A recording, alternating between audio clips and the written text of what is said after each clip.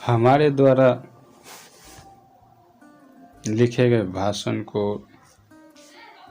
सुनने वाले सभी श्रोता को 73वें गणतंत्र दिवस के हार्दिक शुभकामनाएं।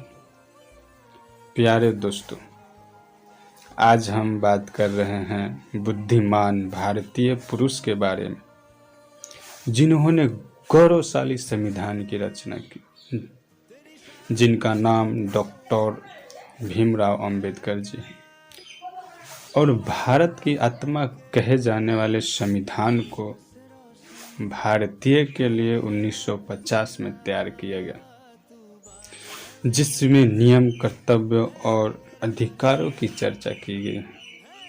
इसका पालन हर भारतीय के द्वारा की जाती है और इस संविधान का सम्मान करना और सबसे ऊंचा रखना हम सभी देशवासियों का मौलिक कर्तव्य है। दोस्तों, हम सभी जानते हैं हमारा देश विविधताओं का देश है। अनेक धर्म, जाति, संप्रदायों, जनजातियों से मिलकर बना है और सबसे महत्वपूर्ण बात यह है कि जाति धर्म से भी बढ़कर हम लोग एक भारतीय हैं और एकता के सूत्र में बंधकर 26 जनवरी को हम भारतीय राष्ट्रीय पर्व के रूप में मनाते हैं। गर्व महसूस होता है जब हम कहते हैं कि हमारा संविधान देश का सबसे बड़ा और लिखित संविधान है, जिसका निर्माण बाबा साहेब के द्वारा 2 वर्ष 11 माह और 18 दिन में पूर्ण किया गया। हमें गर्व होता है जब अनेकता में एकता के राष्ट्रीय गान का स्वर हमारे कानों में गूंजता है। गौरवान्वित करता है हमारा तिरंगा, जो हम लोग को हमेशा भारतीय होने की अनुभूति प्रदान करता है। दोस्तों, 26 जनवरी को गणतंत्र दिवस के रूप में हर साल इसलिए मनाया जाता है क्योंकि इस दिन भारत सरकार अधिनियम 1935 को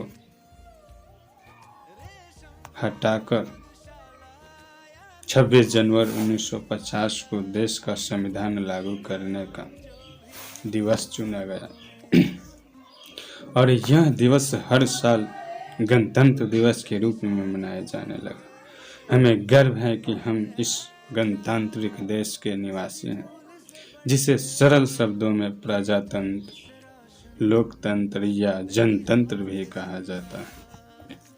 यानी भारत देश के हुकूमत की बागडोर केवल जनता के हाथों में होती है, जिसे चुनने का पूर्ण हक प्रजा के पास होता है और प्रजा का कर्तव्य है कि संविधान में दिए गए कर्तव्यों का पालन करे और अपने अधिकारों की रक्षा के लिए एक ऐसे प्रतिनिधि का चुनाव करे जो प्रजा के हित में निर्णय ले और वर्तमान समय में जरूरत के अनुसार संविधान में संशोधन करे और हमेशा ही देश की सेवा को अपनी प्राथमिकता दे।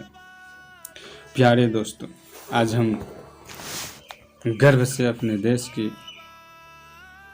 में पूरी आज़ादी से रहते हैं।